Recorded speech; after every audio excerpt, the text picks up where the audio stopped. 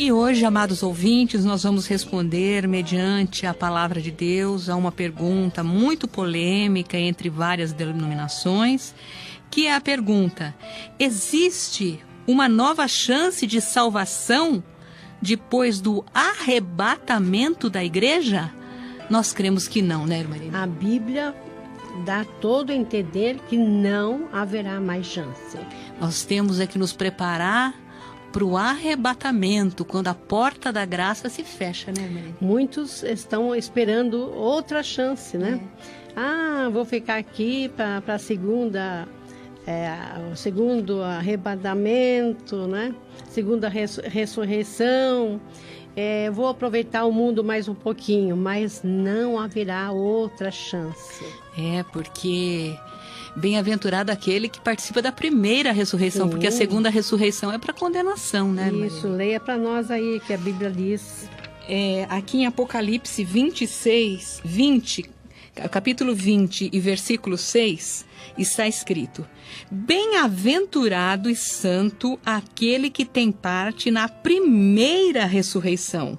Sobre estes não tem poder a segunda morte, mas serão sacerdotes de Deus e de Cristo e reinarão com ele 1000 anos. Ou seja, se ele está falando bem-aventurado e santo, aquele que tem parte na primeira ressurreição, sobre estes não tem poder a segunda morte, significa que aqueles que não participarem da primeira terão o poder da segunda morte sobre eles, né, irmã? Sim, a Pelo segunda português morte, nós entendemos isso, né? A segunda morte é a morte do espírito.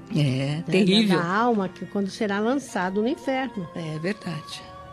Aqui em Apocalipse 20, versículos 11 ao 15, está escrito: e vi um grande trono branco e o que estava sentado sobre ele, de cuja presença fugiu a terra e o céu, e não se achou lugar para eles. E vi os mortos, grandes e pequenos, que estavam diante do trono. E abriram-se os livros. E abriu-se outro livro, que é o da vida. E os mortos foram julgados pelas coisas que estavam escritas nos livros segundo as suas obras. E deu o mar os mortos que nele havia. E a morte e o inferno deram os mortos que neles havia, e foram julgados cada um segundo as suas obras. E a morte e o inferno foram lançados no lago de fogo. Esta é a segunda morte, e aquele que não foi achado escrito no livro da vida foi lançado no lago de fogo. Nós sabemos que o lago de fogo e enxofre é a separação eterna de Deus. Quem for lançado lá, né, irmã Irene, nunca mais sairá de lá, por toda a eternidade, é a condenação eterna. E nós sabemos que haverá um julgamento. Né? E todos terão que comparecer. Ninguém vai ficar de fora. Grandes e pequenos, adultos e crianças, todos. Servos e livres. Todos. Aqueles que já morreram afogados no mar. O mar terá que dar conta dessas almas que morreram lá nele, né? As sepulturas dá conta também dos que foram sepultados. O fogo também dará conta dos que foram queimados também, para todos poderem comparecer diante desse trono branco. E o que não for achado no livro da vida, né, que foi aquele que foi salvo por Jesus, porque quando nós aceitamos a Cristo e Jesus entra na nossa vida, a gente aceita Jesus de coração, arrependido dos nossos pecados, aceita Jesus de verdade, o Senhor não só como Salvador, mas como Senhor da nossa vida também, com toda a sinceridade do nosso coração, o nosso nome é escrito no céu, no livro da vida, e nós somos transformados pelo Espírito Santo, né, irmã Irene, em nova criatura. Sim. Esses que estão escritos no livro da vida, eles não vão para o lago de fogo e enxofre, eles vão para a Nova Jerusalém, que é o céu, né? Que é a cidade celestial, né? E aqueles que não tiverem os seus nomes, que não foram salvos pela fé em Jesus, porque a única forma de salvação é pela fé em Jesus, que nos salva, que nos resgata da morte, que nos dá vida eterna, que perdoa os nossos pecados com o sangue dele derramado na cruz do Calvário. Aqueles que não se entregarem a Jesus, eles não vão ter os nomes escritos no livro da vida e vão ser lançados no lago de fogo e enxofre. E aqueles também, né, irmã Irene, que aceitaram Jesus, se converteram, mas depois se desviaram, o nome deles é apagado do livro da vida, né? Exatamente. Tomar muito cuidado, que muitas vezes nosso nome já foi escrito no livro da vida. Agora, tomar muito cuidado para não se apagar o nosso nome do livro.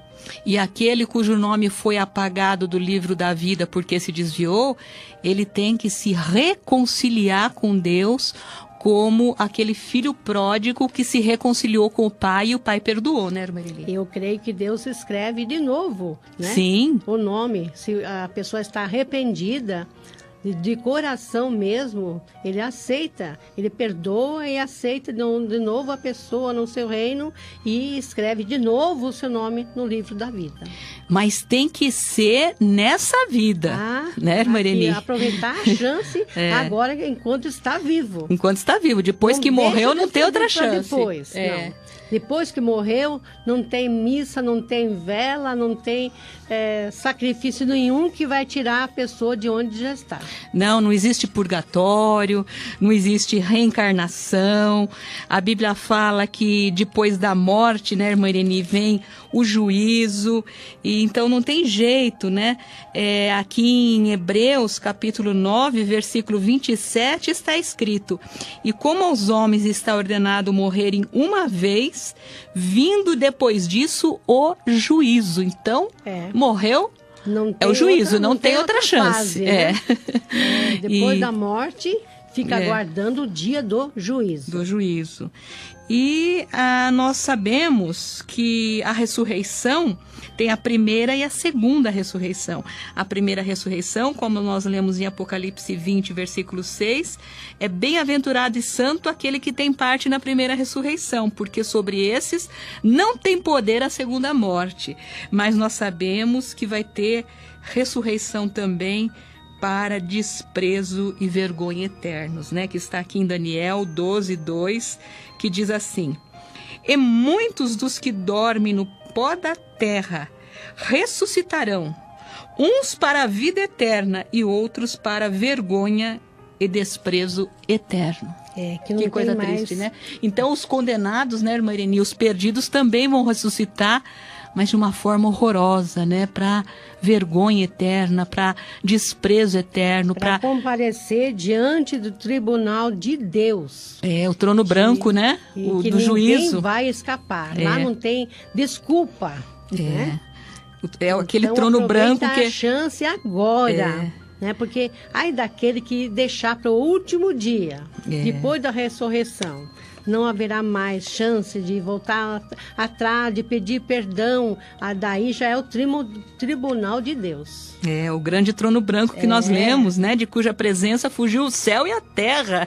E não se achou lugar para eles. Uma coisa tremenda. Deus naquele trono branco, julgando os perdidos, julgando os ímpios, julgando os rebeldes, julgando os incrédulos, julgando aqueles que não se arrependeram dos seus pecados.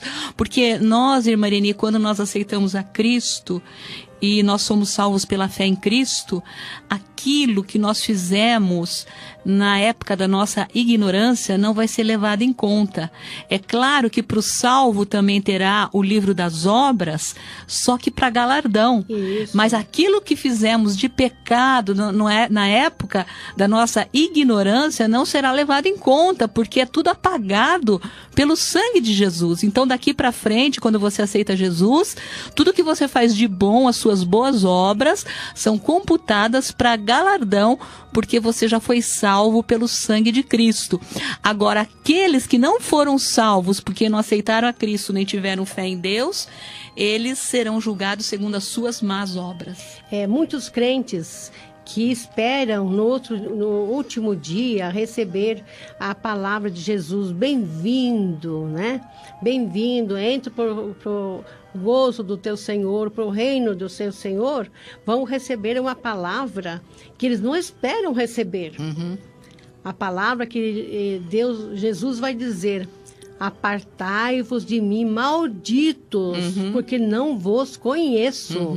Veja que coisa terrível. Eles vão dizer: mas Senhor, nós ceamos com o Senhor à mesa. Não é, esse não é o ímpio falando, é o crente. O crente falando: Senhor, nós ceamos com o Senhor à mesa. Quem que ceia todo mês com o Senhor Jesus à mesa? São os crentes. São os crentes. Nós profetizamos em teu nome. Nós oramos pelos enfermos, eles foram curados. Nós fizemos tantas coisas em teu nome, e o Senhor diz agora que não conhece a gente. Está aqui, Marini, em Mateus 7, 21.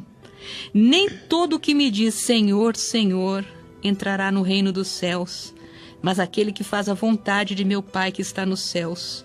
Muitos me dirão naquele dia: Senhor, Senhor, não profetizamos nós em teu nome não expulsamos demônios, em teu nome não fizemos muitas maravilhas? E então lhes direi abertamente: nunca vos conheci. Apartai-vos de mim, vós que praticais a iniquidade, que é o pecado, né, irmã? Isso são os crentes que vivem no pecado e estão na igreja. Às vezes tem até dons, né, Marini? Tem, que os dons de Deus são sem arrependimento. Uma vez que Deus deu o dom para a pessoa, ele não se arrepende, não toma de volta. Ninguém toma um presente que deu para uma pessoa, quando briga com a pessoa, vai tomar o presente de volta? Não toma. Muito mais Deus. É verdade. Mas depois dará conta o que fez com aquele presente que ele recebeu. E tem muita gente, Marini, esperando para se arrepender na última hora, no último minuto, mas às vezes será tarde demais, porque qualquer um de nós pode ter uma morte repentina, né? Um acidente, um infarto, e não dá tempo de se arrepender. E qualquer um de nós está sujeito ao dia do arrebatamento, que também não vai dar tempo de se arrepender no dia do arrebatamento. Vai ser tão rápido como um relâmpago, falar um abrir e fechar de olhos, né, Marini? Pode ser agora. Pode. Pode ser daqui a pouquinho, pode ser essa noite. Então, o relâmpago passa e Jesus já levou a Alguns igreja. Vão ser pegos até dormindo, né, Marini? Sim. Quando veja está com o Senhor nos ares. Ou não, né? Ou não. Ou fica aqui, né? E daí não tem mais chance. Não, com o arrebatamento, a porta da graça se fecha, né? E aquele que entrou, entrou. E quem não entrou, não vai entrar mais. Aqui, em 1 Tessalonicenses 4,13, está explicando sobre o arrebatamento. Não quero, porém, irmãos, que sejais ignorantes acerca dos que já dormem, para que não vos entristeçais como os demais que não têm esperança. Porque se cremos que Jesus morreu e ressuscitou, assim também aos que em Jesus dormem, Deus os tornará a trazer com ele. Dizemos-vos, pois, isso pela palavra do Senhor, que nós, os que ficarmos vivos para a vinda do Senhor, não precederemos, ou seja, não entraremos antes dos que dormem. Porque o mesmo Senhor descerá do céu com alarido e com voz de arcanjo, e com trombeta de Deus, e os que morreram em Cristo ressuscitarão primeiro. É a primeira ressurreição, né, Marini? Sim. E depois nós, os que ficarmos vivos, seremos arrebatados juntamente com eles nas nuvens, a encontrar o Senhor nos ares, e assim estaremos sempre com o Senhor. Ou seja, nós sabemos que quem vai arrebatar a igreja é o Espírito Santo de Deus. O Espírito Santo arrebata a igreja num abrir e fechar de olhos, ou seja, num piscar de olhos. Só que alguns segundos ou frações de segundos antes da igreja ser arrebatada, aqueles que morreram em Cristo, ou seja, que morreram salvos, estão aguardando a primeira ressurreição, eles serão ressuscitados. E aqueles que forem ressuscitados na primeira ressurreição, logo em seguida vão encontrar os que forem arrebatados vivos e que terão o seu corpo transformado, porque esse corpo nosso não pode suportar a glória de Deus, né, Marilene? Então, nós vamos ter um corpo transformado, como daqueles que ressuscitaram, sem ter morrido na hora do arrebatamento, mas quando formos arrebatados, instantes antes, aqueles que morreram em Cristo vão passar pela primeira ressurreição e vão ser ressuscitados, e todos nós vamos encontrar com Cristo nos ares. Depois da primeira ressurreição, muitas pessoas vão sumir, desaparecer, não serão mais encontrados. E também muitas sepulturas estarão abertas. E vai ficar um pânico aqui no mundo, um pânico aqui na Terra. Aviões desgovernados, trens... Ninguém sabe o que aconteceu. O corpo do meu parente que estava enterrado aqui não está mais. E meu parente sumiu, minha filhinha, meu filhinho sumiu. O bebê, né, Marilene? De ouvir disco, né, dramatizado, contando como será o arrebatamento, mas nós já imaginamos o desespero que será a levada, o rapto da igreja no dia do arrebatamento, quando Cristo vier buscar a sua igreja. E quem mais vai ficar desesperado, irmã Marilene, é aquele crente que ficou, porque o ímpio nem sabe o que está acontecendo, mas o crente que ficou, o crente rebelde, ele vai saber que Jesus voltou. E é ele que vai falar para os outros que é a volta do Senhor. E que ele ficou, ele vai falar, meu Deus, eu fiquei, e agora não tem mais jeito. É verdade. Né? Porque nós sabemos, como eu estava dizendo, que o Espírito Santo é que vai arrebatar a igreja, e o Espírito Santo, depois do arrebatamento, não vai estar mais na terra, e nem a igreja do Senhor vai estar mais na terra. Então vai ser um desespero, trevas, escuridão, tormento, sofrimento, será a grande tribulação. Aqui, porque o Espírito Santo, ele habita o corpo, o coração do crente. O crente será transformado e levado embora. Onde ficará o Espírito Santo naquela terra, nesse terror que vai ser aqui? Não vai estar mais o Espírito Santo aqui. E não tendo o Espírito Santo, não haverá conversão do ímpio. Não, porque quem convence o homem do pecado é o Espírito Santo. Claro, o ímpio que ficou vai ficar mais ímpio ainda. Vai ficar mais revoltado de saber que foi levado os seus parentes e ele ficou aqui. É verdade. Nós temos aqui uma parábola, né, Marilene, maravilhosa das 10 virgens, em Mateus 25, 1:13, que deixa bem claro que a porta da graça se fecha, né? Sim. Então, o reino do céu será semelhante a 10 virgens que, tomando as suas lâmpadas, saíram ao encontro do esposo. Nós sabemos que o esposo é Jesus e a noiva é a igreja, né, Marilene? Isso é claríssimo na Bíblia. E 5 delas eram prudentes e 5 loucas. Vejam que eram 10 virgens, ou seja, 10 crentes. Não está falando de ímpia aqui, está falando de crente. Mas 5 delas eram prudentes e 5 loucas. As loucas, tomando as suas lâmpadas, não levaram azeite consigo. Nós sabemos que o azeite é o Espírito Santo de Deus, né, Marilene? Mas as prudentes levaram azeite em suas vasilhas com as suas lâmpadas. E tardando o esposo, tosquenejaram todas e adormeceram. Mas à meia-noite ouviu-se um clamor. Aí vem o esposo, saí-lhe ao encontro. Então todas aquelas virgens se levantaram e prepararam suas lâmpadas. E as loucas disseram às prudentes, dai-nos do vosso azeite, porque as nossas lâmpadas se apagam. Mas as prudentes responderam, dizendo, não seja o caso que vos falte a nós e a vós, ide antes aos que o vendem, e comprai-o para vós. E tendo elas ido comprá-lo, chegou o esposo. E as que estavam preparadas entraram com ele para as bodas, e fechou-se a porta. Depois chegaram também as outras virgens, dizendo: Senhor, Senhor, abre-nos a porta.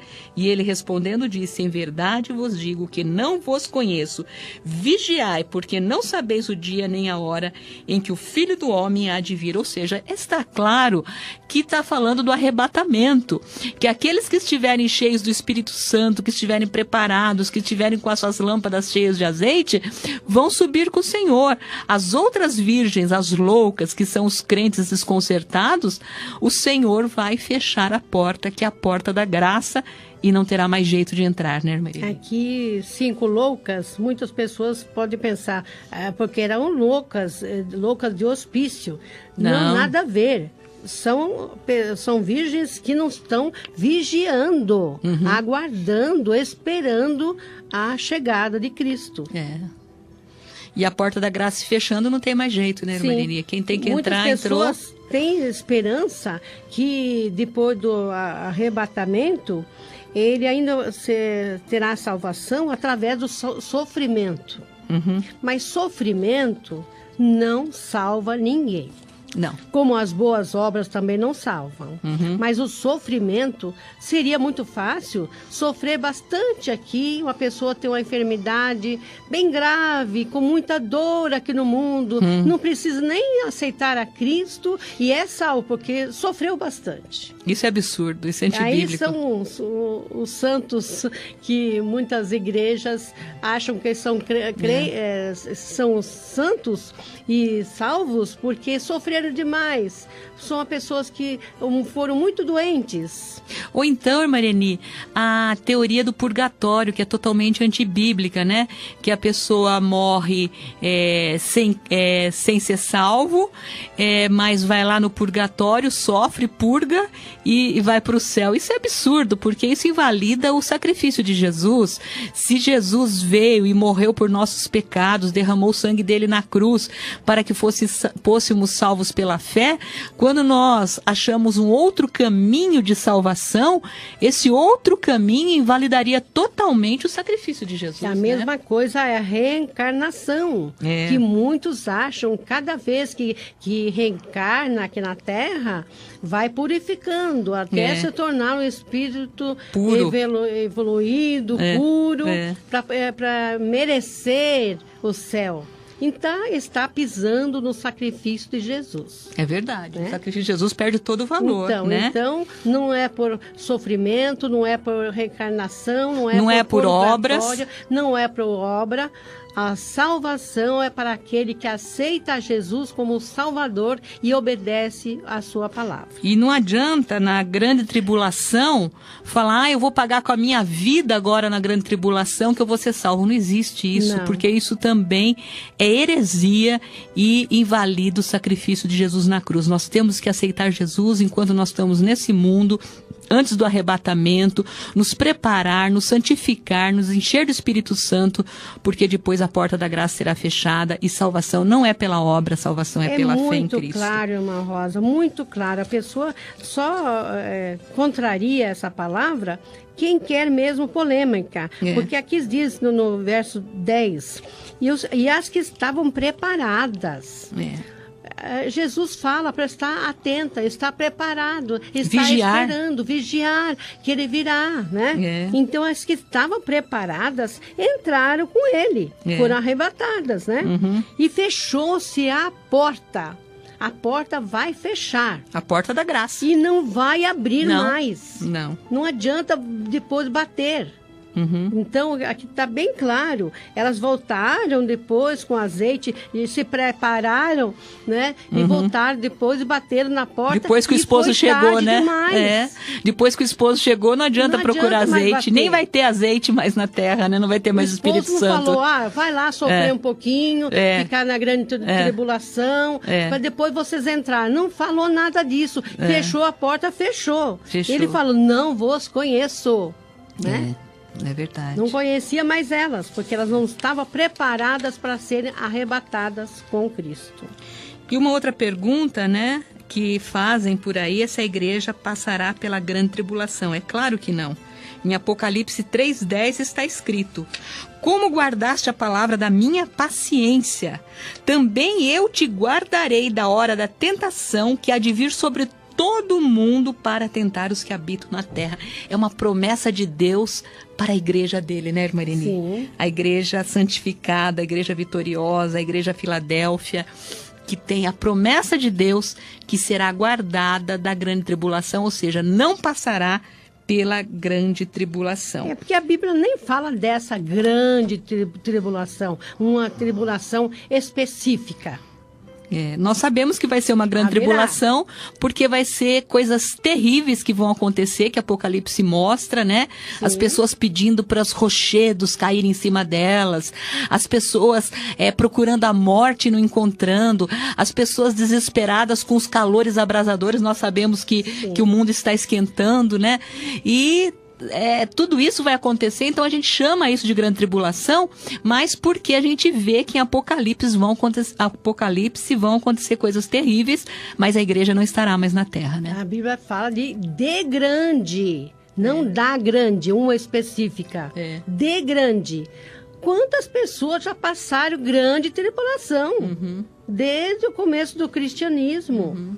Quantas pessoas morreram na arena, no tempo de Nero, né, comido por leões, queimados, o corpo envolto em betume e amarrado em estacas e queimados, enquanto estava tendo aquelas festas, né, no Coliseu.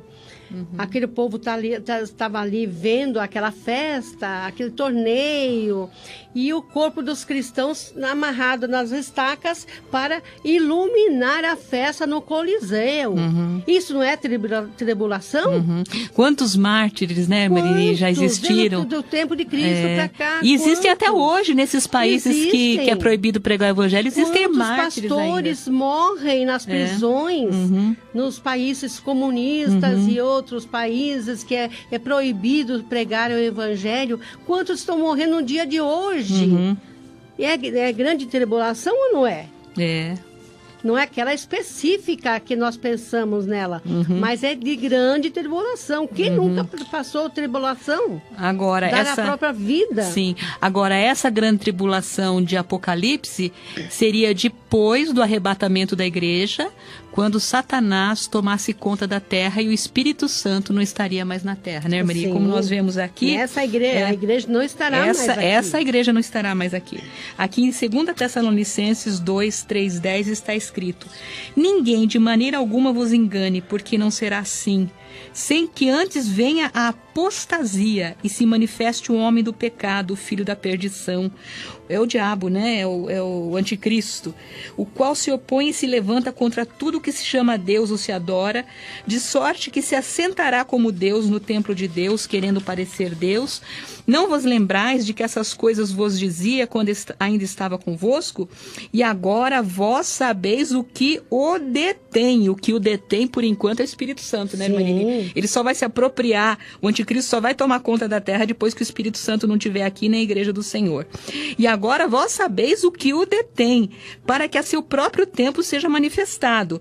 Porque já o mistério da injustiça opera. Já vemos a injustiça, mas o anticristo ainda não se declarou. Talvez até ele já esteja no mundo, mas ainda não se manifestou. Somente há um que agora resiste até que do meio seja tirado. O Espírito Santo vai ser tirado da terra.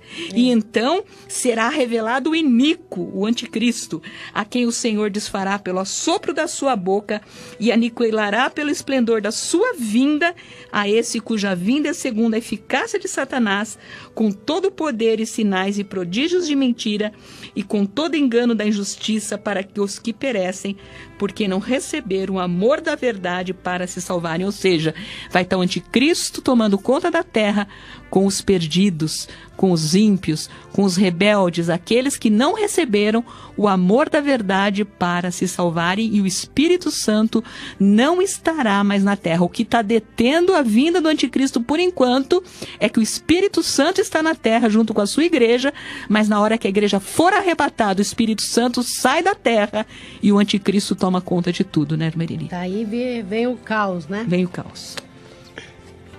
E nós sabemos que a salvação é pela fé e não pelas obras, como está aqui em Efésios 2, 8, 9, ou seja, não vai adiantar sofrer na grande tribulação e achar que vai pagar com a vida, porque pagando com a vida vai ser salvo, porque não existe isso é heresia, como está escrito aqui em Efésios 2, 8 e 9, que diz assim: porque pela graça sois salvos por meio da fé.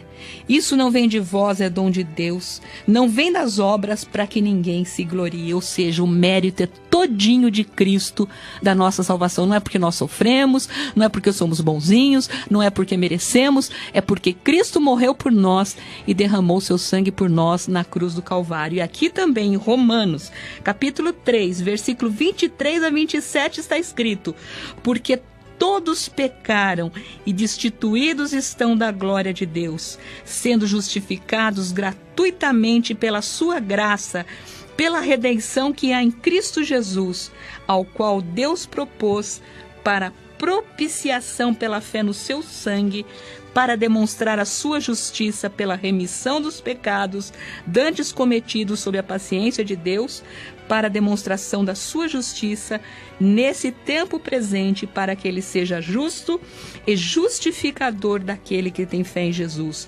Onde está logo a jactância? É excluída.